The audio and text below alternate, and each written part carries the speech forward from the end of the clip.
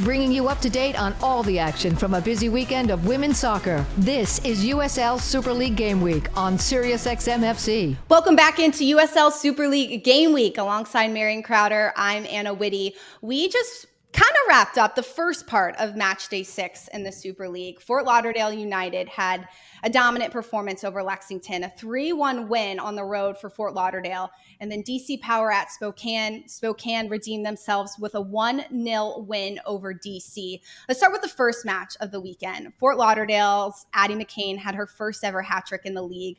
It was interesting that 2 of her 3 goals were from the same spot. One of them was a PK. I really thought Felicia Knox stepped up into that game and really stepped into that midfield. But this was the 4th game on the road for Fort Lauderdale. They now have back-to-back wins. What were your biggest takes out of this matchup in Lexington? A lot. It was a lot to digest. First of all, I mean, kudos to Addie McCain. I mean, my girl is in a groove. She has found her footing, and very similar to what you said, I feel like I've been waiting for Felicia Knox to kind of have that step up performance, right? We've seen her kind of grow week in, week out, and I thought she was absolutely excellent.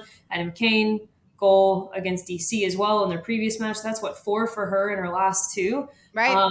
Incredible performance for them. Lexington, all I'm going to say is, and I think this is beginning to be quite well known, and I don't think that the coaching staff for Lexington would mind me saying this. It's hard not to say that you don't need to make some roster moves, right? You've been exposed a little bit too consistently week in, week out, just to say that perhaps the depth isn't strong enough, the defensive unit isn't strong enough. We talked about it. They're young, right? There's nothing wrong with that, but maybe some roster moves in the future to kind of help fill the gaps. Otherwise, it could be a really long season for Lexington. You're spot on with that, Marion, because we spoke with Lexington's head coach, Michael Dickey, before the game, and he said, look, these players are young. We're giving them an opportunity to step up in these games and find results. But if they can't eventually get up to the speed of American soccer specifically, then we're going to have to make some decisions. And the biggest one that stood out to me, and I actually asked Dickey about, was the center back pairing in Madison Perez and Sydney Shepherd. Like, are you looking for something new? Do you want to try something different between that? Or are you okay? And he said, I'm okay because I want them to get more chemistry. I don't think 3 matches is fair enough. But Sydney Shepherd did have the lone goal for Lexington. So good when goal. Center back, good for her. But when your center back scoring, right, it's not what you want. Preach. And I do think that that's fair, right? A center back pairing is one of those pairings that, I mean, you see it at the college level, right? It takes years to nurture something like that, especially the relationship with their holding midfielder in front of them. That's kind of the next step. So I'm fine with being all right in the center back pairing, but there's got to be some consistency in the midfield. There's got to be some link up play. And I mean, you were on that game, right? It just felt all over the place, for lack of a better phrase. It just felt chaotic. It felt a little bit everywhere. There didn't really feel like there was a flow when they were trying to build, when they were trying to go. A lot of players not on the same page, and I totally agree with Mike Dickey. I think there comes a point where you have to just say, look, we gave this a try, right? Mm-hmm. They tried to do something that not any other team in the USL Super League did, and that was really rely upon these young players, give them a chance to get into something very cool early on. If that's not working, there's no shame in that. No. The shame comes when you don't pivot in time, and I think that he's starting to realize that maybe perhaps this is the time to pivot. And this league is no joke, right? The Super League has really shown that it's a Division I women's league here in the States, and the speed is fast. Yeah. A lot of the players that he has on his team come from college. They come from overseas where the speed's a little bit slower, and you can tell it's like one step behind, or they put together a good few passes. But you just pointed to your head. It's that mental game and making sure you're locked in all 90, which is kind of starting to catch up to them. And just the physicality, right? I mean, think about going up against an Amber Brooks for 90 minutes. Do you really think of anyone in Lexington's roster that can do that? I don't. And there has to be, and I get it, believe me, like American soccer, we've talked about it with multiple players that have come on the show. It's different when you come overseas or when you come out of the college game and you come to American professional women's soccer. There is a level of physicality. We've heard Barbara Banda talk about that at the NWSL level, right? Marta, when she first came over, talked about that. There has to be someone on your roster that can be that smasher for you game in, game out, like an Amber Brooks. I would like for them to bring someone like that in for sure. For sure. Fort Lauderdale United, they step up into that second spot after the result against Lexington, and Lexington still in that 8th spot at the bottom of the standings. DC Power at Spokane, that 1-0 win, Haley Thomas, a 17-minute goal. This was really a redemption game for me for Spokane.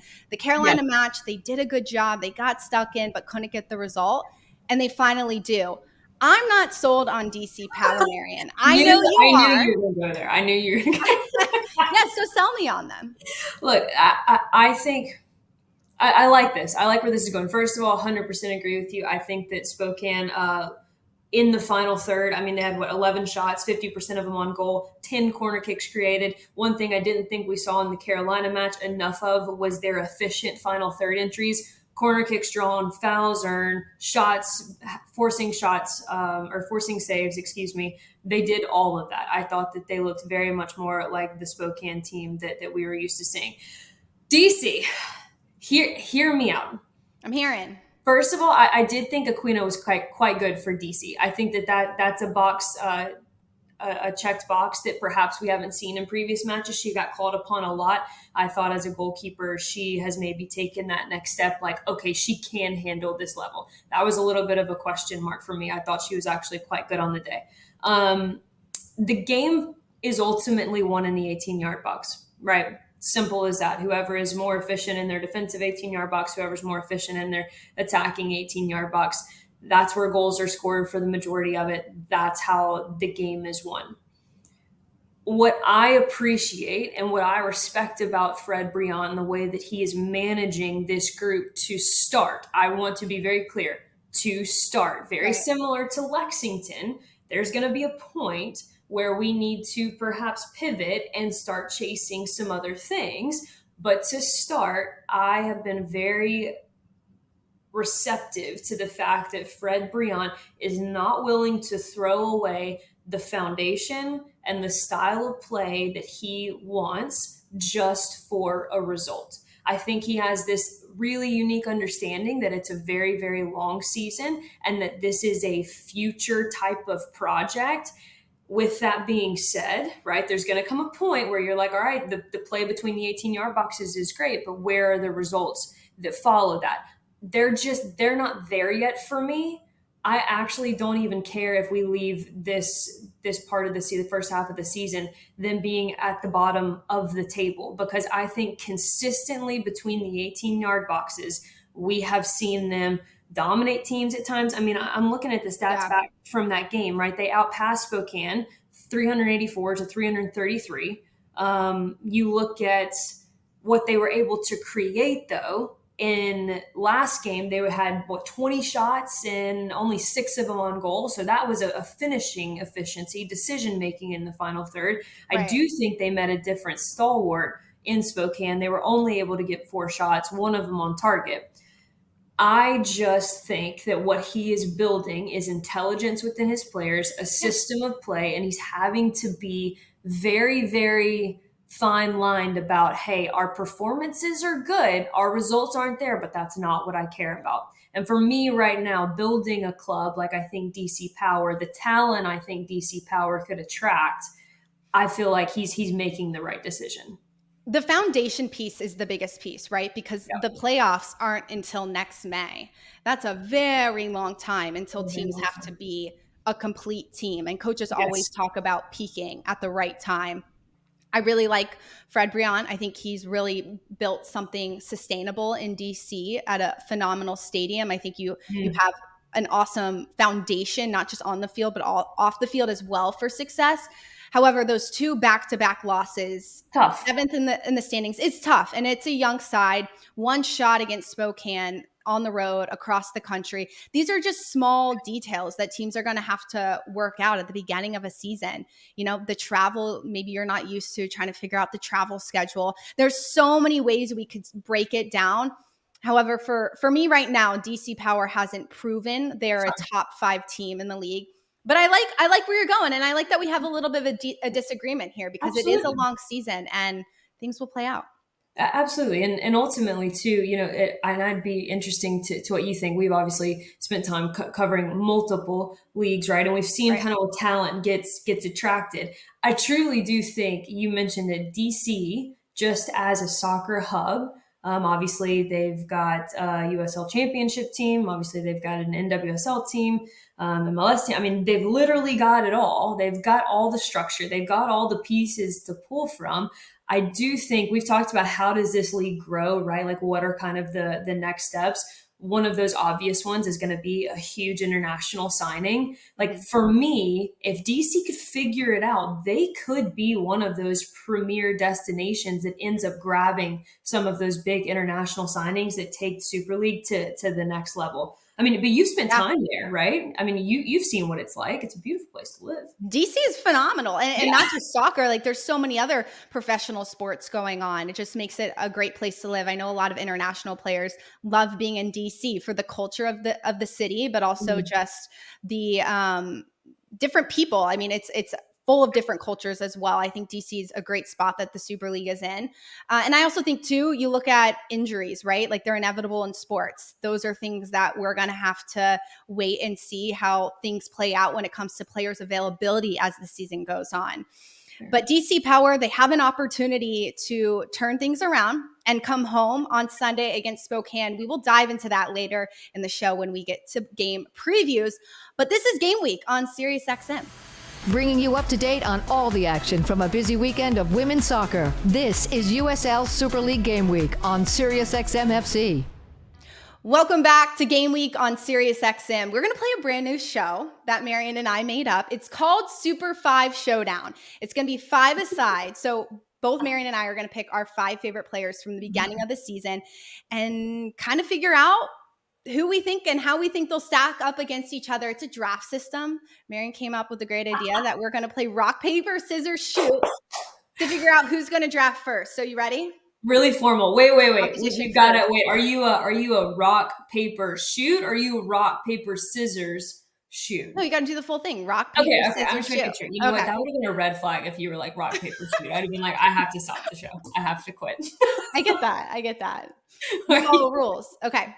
Rock, paper, scissors, shoot. Okay, I win. So I get to go first. Fine. I'm going to start with the fact that I'm going with my formation, Marion. We're doing a 2-3. I want high flying forwards. I want to score. I trust the defenders that I'm looking to draft. So we're going to start with Levini Vaca. She's a rookie. She's got speed, composure, and I think she's a player who has shown consistency on the back line to start the season for Fort Lauderdale. So we're picking up Vaca. Okay, and wait, I have to tell the people. Obviously, Anna and I can't have the same people, so I've Right. got my little sticky note here of all the To remember. to remember. Okay, so you put. Okay, wait. What's your formation? I'm going to 2-3-2. Okay. We're sending it, right? Yeah, But you have to remember, right? Okay, so I have to tell the people, defender, right? You are a natural defensive player, okay? Natural attacking player. Some people are going to come at me and be like, how are you going to play a 2-3? You literally only have 5 attackers. That's all I'm saying. I'm giving a hint, okay? We don't have to. My first pick, this might surprise some people. I'm doing it out of versatility. I'm doing it for a little bit of height, and I'm doing it for a little bit of a Swiss Army knife. Okay? Okay. Sydney Studer. Okay. And all right, so we've got physicality, right? We've Yep. seen her at center back. We've seen that she can go toe to toe with the best 9 in the league. We've also seen her in the midfield and a little bit out on the wing. So we know she's got the footwork. Okay. Previous national teamer. So she can play in a bunch of different systems that they like to play at the youth national levels. Right. And if we ever have, long throw-ins, right? If we needed just a little set piece delivery, she's like 6'1". So that's I like your pick. Thank you. I like your pick. Okay. Next up for me is a player who has a ton of experience. She has played on 8 different teams overseas. So she can play in so many different systems. I feel like I have so many different styles of soccer. She scored the first ever Super League goal. So she's got a chip on her shoulder. She's already proven that she's a goal scorer, has versatility, size, not the tallest player. She's not Sydney's height, but it's Vicky Bruce out of Carolina Ascent. I think the combination of Vaca and Bruce with that inexperience but experience is going to make my back line something hard to break through. And I'm sticking with true defenders on my back line this Yeah, week. you are. Yeah, look, and I like that because I think in Vicky Bruce, you have the composure, right? We've seen just how steady she is. But something about Vaca I like from an attacking standpoint. That's a center back that can start your attack. She is not afraid to Totally. take that penetrating touch right behind the first line of pressure and get it started from there. That's a good pairing. Okay. Okay. Okay. All right. I'm in between two. Come on, you're on the clock. Here we go. Katie Duong, DC. Dang it. Okay, tell us why. She's my second center back, right? And I get it. I don't have a center back pairing. I understand. I have not picked one true center back in this vicinity, but I want people that are good with their feet, and I want people that have that steady composure. I think both her and Sydney actually have similar player profiles in terms of what they can do with their feet, what they can build out. Perhaps what Sydney lacks in some innate ability to get forward, right? We can kind of have Katie Duong, and we can almost look like a 1-1-3. I like that. Yeah. That's smart. And I said the 2-3 formation, and it still is that, but I still wanted a true midfielder who can help create, but also has proven to score goals. She's got experience. She's very fluid. She doesn't need anybody around her to help create an attack. But when you have a player like Vaca, to your point, Marion, who can help start that attack, having Sam Meza in your midfield and in your attack. I literally could kill you. I really could kill you. Dallas Trinity, Sam Meza is going to be a part of my front three. She has so much composure on the ball. Her technical skills on the ball is something that as a coach, as a general manager, I could watch it all day long. It's so fun to watch. And she can score and create for my other two forwards. So we're going with Sam Meza. I'm so upset. You knew I was going to pick her too. You knew it. Better be better at rock, paper, scissors, shoot next round. I know. Okay. All right. Then in that case, I've got to go with Addie McCain. Okay. That was my backup A, right? If we're talking about currently, I think she's found her groove. She wears that captain armband. She can commend the midfield. What I love about her though is she's a two-way player, right? So if we do get split in that 1-1 shape, she's a player that I can trust to make that 20-yard recovery run. We've obviously seen she can hit from distance. Love her runs in the 18-yard box as well. So the movement off the ball for me is key, and her willingness to work back defensively. I like it. McCain has that size too, that physicality. And we've seen her play defensive roles in previous teams. So she's a good ad. She was on my backup because I knew you were going to pick her, Marion. So I had her, but I was thinking like 10 steps ahead. All right. My next forward is Tampa Bay's Sydney Nasello. Had a good game against Brooklyn. I think she's a player who can play in the wide areas. She can distribute. She's really good at playing a little bit of hold-up play for Tampa Bay. And when you have somebody like that in a 5v5 setting who can get the ball out wide if need be, you can get your defenders in the attack and help score goals. I really like what Sydney Nasello is doing for this Tampa Bay offense, and I want her on my team. Okay. Now, because Ann and I also said that we can't have more than one person from the same team. Right. We did say that. I want to be very clear. Rules that we should have said before, but here we go. I want Shania Gordon. Okay. Shania, I want you. But her picking Sam, it really put me in a bind. Okay. So Shania, I can't have you because I've got to have Addie now. That being said, Mary Kate McGuire. Oh my gosh.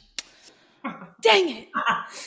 Just kidding. Okay, so Mary Kate McGuire, obviously we've talked about Lexington, and I don't want to say negative connotation, but like it's been more easy to dive into their defensive efforts, what they need from a defensive standpoint. But don't get me wrong. Lexington has proven that they can score some absolute bangers, most of them coming at the boot of Mary Kate McGuire. I think she's really nuanced inside the 18-yard box. I think she's a dribbler and can get at you at times, but I also think that she's not afraid to have a go at distance, really has an eye for where the goalkeeper is, small shot window needed, what you need in five-a-side. Mary Kate McGuire, Lexington. Almost was able to put one away against Fort Lauderdale. She got so unlucky in that game. she was my number one pick. So I'm bummed about that because McGuire is just such a gritty 9 that, yeah, she'd be great on a 5-a-side team. So good back to goal, kudos right? to Can you. involve the players behind her. Yeah. I like it.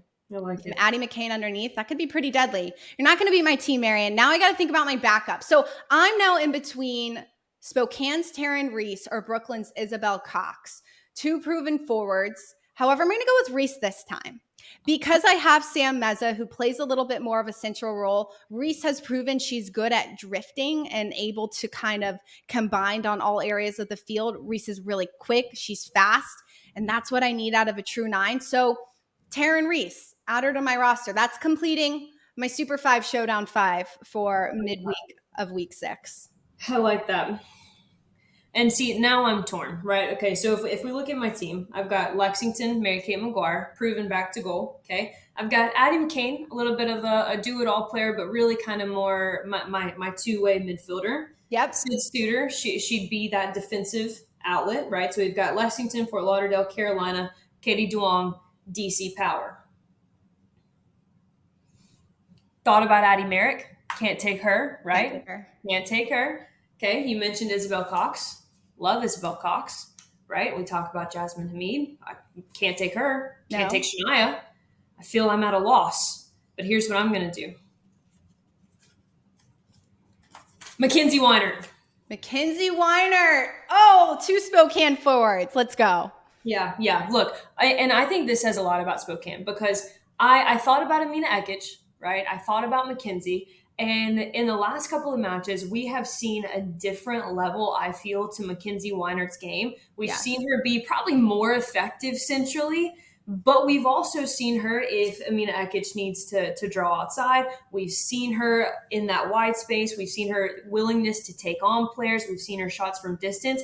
I would love to see Mackenzie Weinert at progression, right? If we're talking about a progression of her as a player, make one little nuance to her runs that would keep her inside the frame of goal. How many times, Anna, do we see her in a match where she has made an incredible run? They actually can deliver that 40-yard ball over the top. She's got the defender by a step, but because her run has taken her so far outside the frame of goal, her shot window is like this big, right? She can only go near post, and that's such a difficult shot to get back post. I think if we see that little nuance to her runs and trying to keep them within the frame of goal, almost making them a little more looping, she's next level in this league. Totally. I think we've seen Weinert too be a creator as well. So I think it's that next evolution. She's had more on her plate than maybe she's ever had in her professional career. Yeah. And there's more of an evolution to her. What I learned in this 5-a-side Super 5 Showdown is Fort Lauderdale's got a lot of star power in their attack. But every single team has a player who has been electric to start this season. We're in the middle of week 6. For everyone watching the show, though, we want to hear who's winning this 5-a-side game. Is it Marion or is it me? Let us know in the comments. I'm really upset about Sam. What? I'm upset about Sam. You're upset about Sam. Well, she's mine, so you should be upset. Hey, if you want to give me some money, we could be up for negotiation. Are you trying to do a trade already? No. Hey, money talks, though. We all know that. Well, this has been a fun Super 5 Showdown. We're only in middle of week 6, and it's been proven that there can be some really good competition between these players. Don't go anywhere on SiriusXM. This is game week. We've got a game preview coming up right after this. Bringing you up to date on all the action from a busy weekend of women's soccer. This is USL Super League Game Week on SiriusXM FC. Welcome back inside Game Week alongside Marion Crowder. I'm Anna Witte on SiriusXM. It's been an exciting match day 6 in the USL Super League, but it's not over. We got 2 more games left in match day 6 before match day 7 this weekend. We're going to preview it all. We're going to start with Dallas Trinity at Brooklyn for Brooklyn's home opener on Wednesday at 7:30 on Peacock. Friday, it's Tampa Bay at Carolina for another 7:30 match in the Super League. Then it's match day 7, Lexington at Brooklyn on Saturday at 7:30. Back-to-back games this week for Brooklyn. Spokane at DC Power Sunday for another matchup between those two sides in just 7 days. That's a 2 p.m. kick Eastern time on Peacock. Dallas at Fort Lauderdale United on Sunday at 7:30 has been postponed. The home opener for Fort Lauderdale will be on October 6th at Brooklyn. Here's what you need to know about Fort Lauderdale United Stadium. It's going to be an exciting one on October 6th. There's $7 million upgrades to the stadium for the club's inaugural season. The capacity for the new stadium will be almost 7,000 people, and it was part of a 25-year agreement with Nova Southeastern University. The university contributed $3 million to the initial renovations of the stadium. Honestly, October 6th is going to be a much better day to open up soccer in Fort Lauderdale, probably temperature-wise much cooler. So we're still waiting for that opener for Fort Lauderdale. It's going to be October 6th against Brooklyn. Brooklyn, Marion, is just the topic of all conversations in this preview. Because Dallas at Brooklyn is the one we've got circled on the calendar. The game for Dallas, I mean, they just added a new player to their back line from Washington Spirit and Wanaya Hudson. Brooklyn named their first head coach and Jessica Silva. But Dallas proved in their match against Lexington a week and a half ago that they've got a really high-flying attack, 6 goals. Is the attack sustainable against a team like Brooklyn? It's a really good question. And the reason Anna's asking that question is because as we've seen, those of us who have called these games, right, it's quite obvious that Dallas isn't afraid to send numbers forward, right? They have kind of this high risk, high reward attack. And by high risk, we mean tons of numbers going forward, but they've proven that they can't really, at this point, handle transition all that well. The transitional moments, if I had to pinpoint any weakness for Dallas right now, it would be the transitional moments as a back unit. So why do we bring that up against Brooklyn? Brooklyn, on the other hand, has proven that they can be very, very direct. They can play with a lot of tempo, whether that's through the thirds or quite direct to a player like Isabel Cox on the left-hand side. Can Brooklyn be the team that goes and makes Dallas chase a lead early? I think they can. Here's my thing with Dallas. The longer you let Dallas have this, they're great with the ball, right? They love having the ball. They have joy in having the ball. There's a lot of composure amongst their players. They can get out of tight spaces. We talked about Sam a lot. You talk about Ubugagu, players that can solve pressure, okay? Amber Brooks is there. She's going to win the possession back.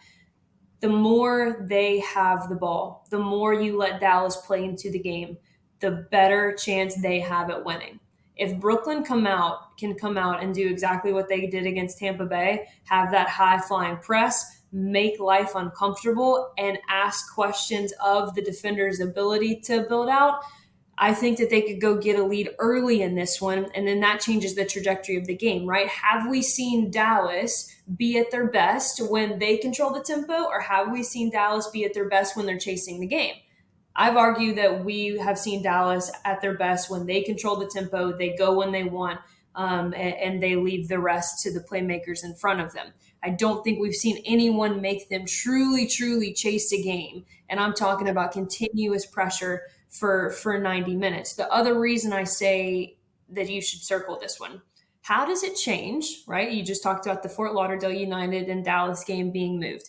Dallas now, with so much rest, a week and a half's worth of rest, only has one match this week. Right. Brooklyn is a team that is going to have their first exposure to a Wednesday and a Sunday, right? That midweek match, how does that play into the weekend? If you're Dallas, right, you want to make them chase this game. You want to make them feel so much fatigue that they have to basically make the choice. Do we sit in, right? Do we sit in this low block and then just make our way to transitional moments and force them to be efficient there? Or do we really try and go full force and kind of say, hey, Lexington hasn't been that great. We'll deal with them when we get there. Let's go get this one. That'd be the mentality I have if I'm Brooklyn, because A, you've proven you're really good in transition, and B, Dallas has proven that they can't really handle that all that well. Go test them. Go see what you can do. I'd take the game right to them. I like it. There's so many moving pieces on the field, and Dallas hasn't really been tested in those transition defensive moments yet this season. Brooklyn proved against Tampa Bay that they're here to play and that they can do it and they can sustain those 90 minutes. The other thing off the field that will be really interesting, Marion, is the fact that Dallas's new head coach and Pauline McDonald was on the bench against Lexington. If she is actually going to be taking charge of this game against Brooklyn, will be something that we'll have to wait and see how that plays out. But we're looking at Brooklyn and Dallas bringing in 2 new head coaches, 2 new brains that see the game differently than the coaches did beforehand. Are they going to, at this point in the season, try and implement those 2 new styles of play, no matter how close they are to how they've been playing right now? Or do you wait until this midweek game is over and then you kind of start game planning? Because they've had a week and a half of rest, which is a lot. Yeah, such a delicate balance, right? And I think that for Brooklyn, it's a little bit of a different story than it is for Dallas. Behind the scenes, we've been told that Pauline McDonald is slowly making her way, becoming the vocal presence at training. She's becoming the one that is leading the film studies, and it's been kind of a slow regression of general manager Chris Petroselli's involvement. Right. That being said, I know Chris Petroselli well enough to know that he hired Pauline McDonald because they do see the game the same way, right? But to your point, it's still a different voice, yep. Whether that's the exact same tempo that you're being told, whether it's the exact same angle that you're being told to support, whatever it is, it's a different voice, and there is going to be an adjustment period. I would argue, though, for Brooklyn and the early success, this is a bit more of a, hey, let's just let her keep doing what she's been doing, right? Let's let the training piece, if I were them, I'd let the new Brooklyn head coach start handling the training pieces kind of week in, week out, and then hands off at the game until you have seen right. that they respond to your voice in the exact same manner. Yeah, no, I like it. I think there's so many ways that you can approach this. And that's what makes the beginning of the season, the beginning of a brand new league, so fun, because there's so many different avenues. There's not one right way to do this. Yeah. And here we are in the middle of match day 6. Dallas Trinity at Brooklyn is tonight. It's Brooklyn's home opener at 7:30 on Peacock. Do not miss the action. Tampa Bay and Carolina Friday at 7:30. Lexington at Brooklyn at 7:30 for match day 7 on Saturday. And then Spokane at DC Power Sunday at 2 p.m. You can catch all the action on Peacock. And this is Game Week on Sirius XM. Thanks so much for joining us. We'll see you next week for a new edition. You've been listening to USL Super League Game Week on Sirius XM FC.